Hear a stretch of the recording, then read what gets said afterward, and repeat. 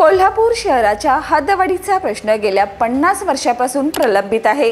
1972 पासून सुरू झालेला हा लढा अजूनही निष्फळ ठरतोय। शुक्रवारी महापौर आर.के. पवार यांच्या नेतृत्वाखाली महापालिकेत झालेल्या शिष्टमंडळाच्या बैठकीत हद्दवाढीचा मुद्दा पुन्हा ऐरणीवर आलाय। यावेळी प्रशासनाच्या दुर्लक्षाबाबत नाराजी व्यक्त करत हद्दवाढीच्या लढ्यासाठी जनतेने पुढाकार घ्यावा असं आवाहन करण्यात आलं।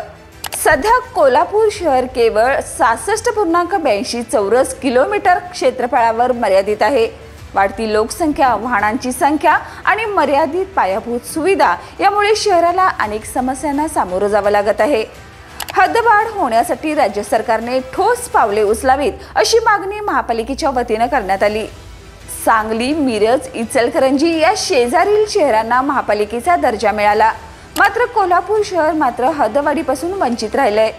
राजकीय हस्तक्षेप, प्रशासकीय नाकर्तेपणा आणि स्थानिक पातळीवरील विरोध यामुळे कोल्हापूरचा विकास खुंटला आहे। या सगळ्या पार्श्वभूमीवर हद्दवाढीचा लढा अधिकच तीव्र करण्याचा निर्धार व्यक्त करण्यात आलाय।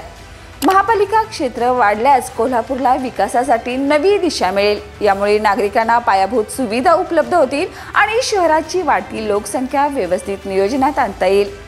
प्रशासकीय यंत्रणा आणि स्थानिक नेत्यांनी आता हा प्रश्न गंभीरतेने हाताळला नाही तर जनता आपली भूमिका स्पष्ट करेल असा इशाराही यावेळी देण्यात आला।